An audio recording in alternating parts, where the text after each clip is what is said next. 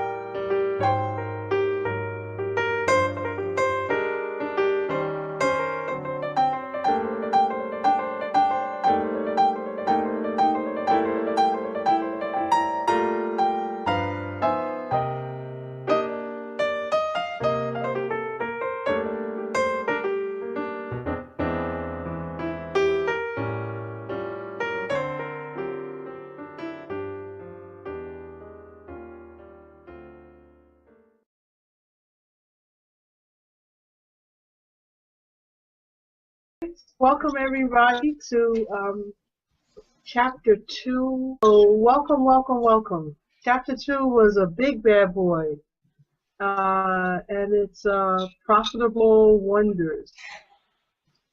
Hi, I'm Kim, and I'm here in Brooklyn, and this is some book, so I'm looking forward to it. I have to kind of woman up to this particular book. But it's good. So that's my introduction. Who would like to go next? Good evening. My name is Venita Walker, and I'm joining you from Connecticut. Welcome.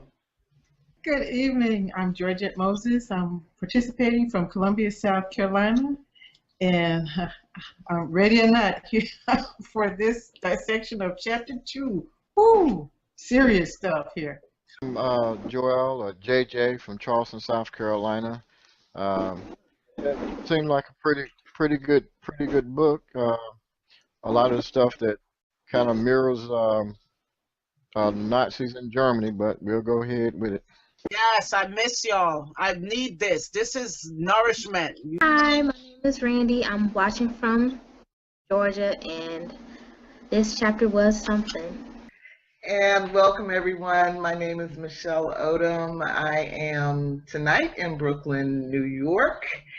And along with Randie Danielle Henderson, I'm one of the co-hosts of the Global Black Feminist Reading Circle. This particular session is going to run until June 9th, and our reading is Harriet A. Washington's Medical Apartheid, The Dark History of Medical Experimentation on Black Americans from Colonial Times to the Present. This is our third week of session 3, where we are focused on chapter 2. In chapter 2, Profitable Wonders, Antebellum Medical Experimentation with Slaves and Freedmen, author Harriet A. Washington offers a detailed overview on the ever-widening, uncontrolled, and inhumane experimentation on African Americans from unlicensed practitioners in early American medicine. Ms. Washington briefs readers on the beliefs, practices, and falsehoods that were spread to support the horrors they inflicted on African American bodies and spirits. She talks about the great wealth accumulated and unethical practices practitioners employed to mask findings that did not benefit their cause or their purse. She exposes the bestiality of novice practitioners hoping to gain fame and fortune by discovering a scientific advancement without regard to African American lives. At the same time, the level of dignity and modesty afforded white patients was never even thought of for African Americans, especially women. Quote, when Sims undertook his fistula experiments, even the term gynecology was a few years in the future. Instead, women's doctors averted their eyes in a chivalrous fashion as they knelt to tend to the modestly clothed ladies of their class, relying upon their sense of touch beneath voluminous Victorian skirts. However, Sims, working with enslaved blacks, was constrained by no such delicacy. He made the women undress completely, then kneel on hands and knees, while he and several physicians took turns inserting a special speculum he had devised to open the women's vaginas fully to view. I saw everything as no man had seen before, marveled Sims. Montgomery physicians flocked to Sims's shack to see what no man had seen before. So did prominent citizens and local apprentices, end quote.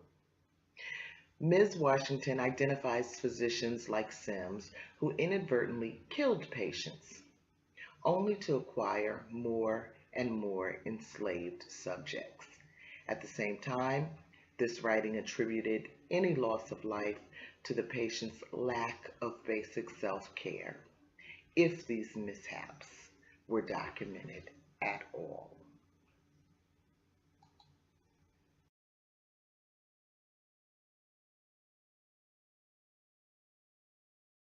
Dr. W. Montauk Cobb, another illustrious African-American surgeon, also vociferously, that is a GRE word, by the way. I'm studying for the GRE.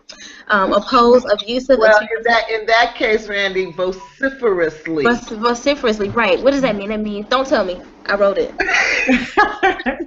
I'm so serious. Okay. 1 second, y'all. I don't mean to do this, but I really got to find out what this word meant. Vociferous. I'm gonna find it, but yes, that is a GRE word. Strongly, forcefully. Don't tell me. Oh. Did you say something, Michelle? Did you? No, that was the word fairy. How do you say it, boy? Vociferously. Vociferous. Oh my God, I'm so country. I can't say it. Anyway, this word. Okay. Hi. Keon. Yeah, this is the book club. Hi. Sorry, Hi. Opposed abusive experimentation with blacks, but he defended Sims. To refer to Anarcha and the 5 other vesicovaginal patients whom Sims treated with her as human guinea pigs would be grossly unfair, as Sims continued to treat and provide for these girls at his own expense for 3 years in the little hospital in his yard. Question that goes with this: what did Dr. Cobb have to gain by aligning his beliefs with Dr. Sims? Ooh. That's a hard one, Kim. Desiree has joined the call. We're on point number 3 Okay, let me on go. the agenda. What did Dr. Cobb have to gain by aligning his beliefs with Dr. Sims? I don't know. I didn't know how to answer that, Kim. I guess because his comments are rather shocking, and just for anyone that's watching,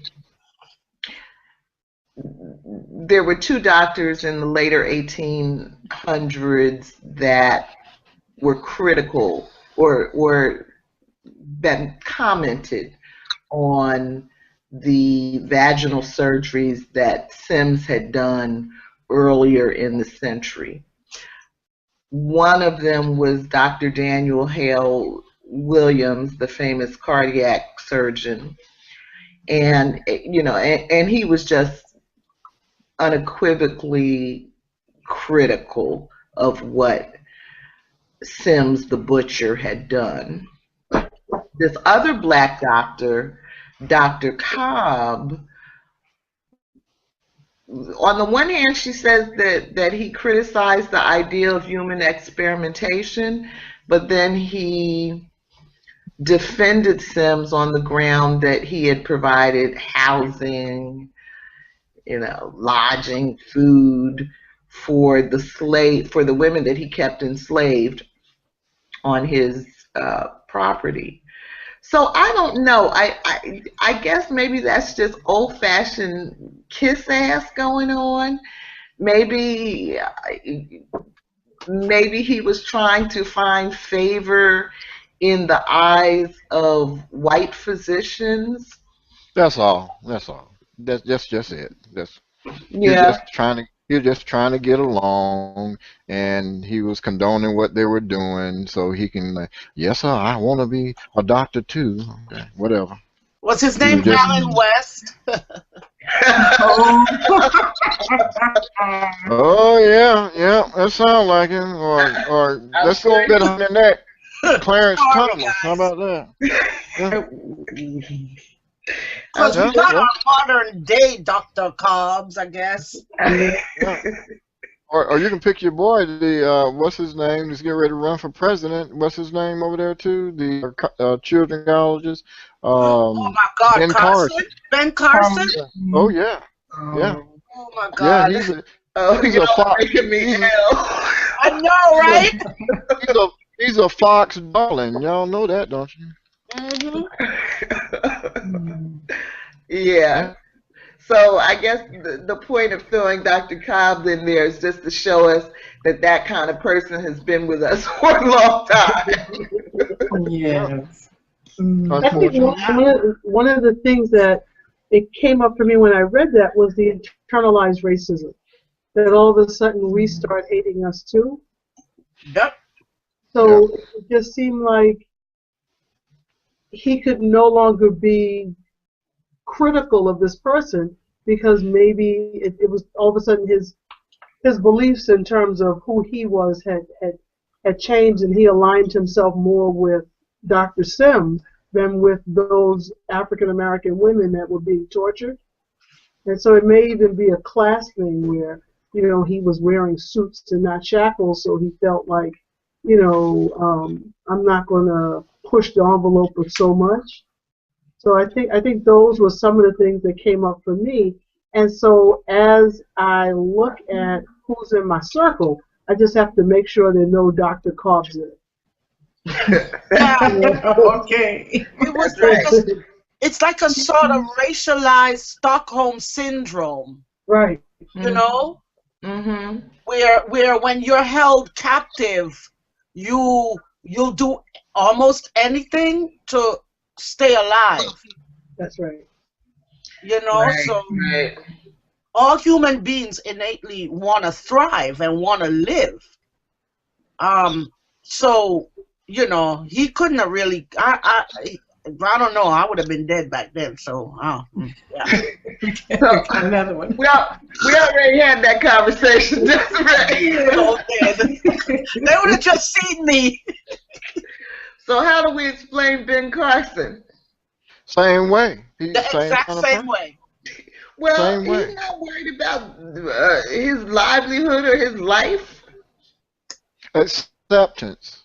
He wants the acceptance. I'm not just a black physician. I'm just a human being and an intellect. Acceptance. In my opinion, by a group of people that have no love for his race of people. But anyway. But even for Ben Carson specifically, Ben Carson would not exist. They would not have fabricated him, almost made up a Ben Carson on the right, unless a Barack Obama sort of just threw them completely off. Because I think I might have said this to you the last time we spoke.